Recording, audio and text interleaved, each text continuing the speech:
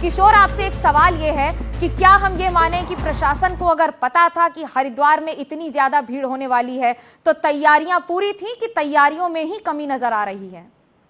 देखिए, इस पे सवाल जाहिर सी बात उठेंगे कि वहां पर भगदड़ हुई और भगदड़ में इन लोगों की डेथ हुई और घायल हुए, और आखिर जब भगदड़ हुई वहां पर इतनी बड़ी तादाद में लोग कैसे पहुंचे, क्या इंतजाम नहीं थे।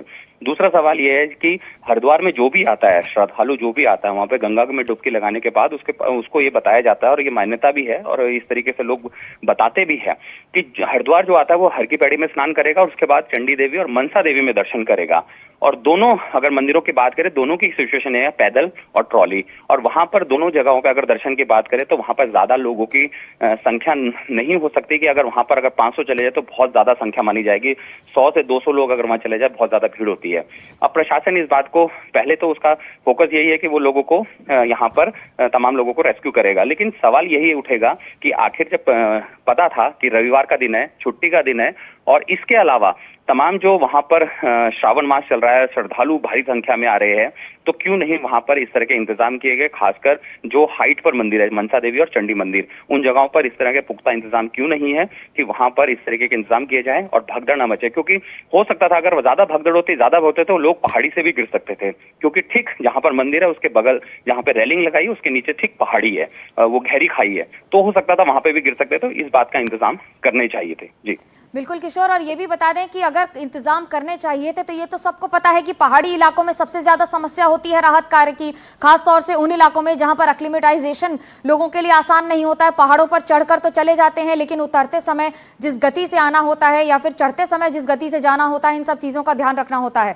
अब आपको ये बता दें कि हरिद्वार के मनसा देवी मंदिर में जो भगदड़ हुई है, क्या किशोर इस समय जो तैयारियां हैं वो पूरी हैं? अस्पताल में 35 घायलों का इलाज हो रहा है। जो मृतक हैं, क्या उनके परिजनों को बताया जा चुका है? बिल्कुल। जो पहले तो जो घायल है लोग, उनको इलाज के लिए वहाँ पे पर्याप्त स्वास्थ्य सुविधाएं हैं। वहाँ तमाम जो प्राइवेट हॉस्पिटल है, इसके अलावा सरकारी हॉस्पिटल है, उनको हाई अलर्ट पे रख दिया गया है। हो सकता है ज्यादा संख्या और हो तो उनका इलाज किया जा सके। इसके दूसरी तरफ पैरामेडिक्स की टीम भी वहाँ पर, जो फौरी तौर पर जो मामूली रूप से घायल है, जिनके खरोंच है, उनका भी इलाज करके उनको तुरंत तत्काल वहाँ से नीचे रेस्क्यू की तरफ कर रहे हैं। मृतकों की बात है तो जाहिर सी बात है जिनकी नर्व डेथ है उनको, उनके जो परिजन हैं, वो जाहिर सी बात है अपने को खोने के लिए वो हॉस्पिटल में पहुंचे होंगे, तो उनको जाहिर सी बात है बता दिया गया होगा कि आपके परिजन, अब उनकी डेथ हो चुकी है इस भगदड़ में। इसके अलावा जो नंबर्स है, मैं जिस तरीके से बार बार ये कह रहा हूँ कि जो नंबर्स है घायलों का, हो सकता है या ज्यादा जाए, क्योंकि वहां पर काफी भगदड़ मची है, काफी लोग वहां पर थे। इसके अलावा दूसरी जो डेथ नंबर है वो फिलहाल 6 ही आ रहा है। अभी तक इसके आगे प्रशासन ने कोई पुष्टि नहीं है कि 6 से ज्यादा की डेथ है, लेकिन फिलहाल जो नंबर्स है वो 6 की ही बताई जा रही है।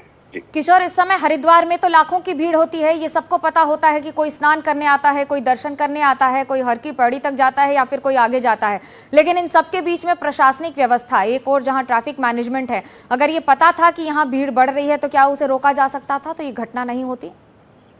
बिल्कुल। चूंकि अभी 23 तारीख को श्रावण मास का जो कांवड़ मेला है वो खत्म हुआ है, उसमें करीबन प्रशासन की तरफ से 5 करोड़ लोग आए थे और उन्होंने वहां पर आकर स्नान किया और गंगा जल ले गए।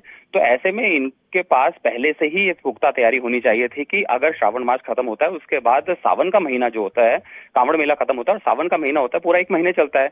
लोग अक्सर वहां पर पहुंचते हैं, हरिद्वार में चाहे कोई त्योहार हो या ना हो, गंगा स्नान करने वहां पर हमेशा भीड़ रहती है। तो ऐसे में वहां पर पुख्ता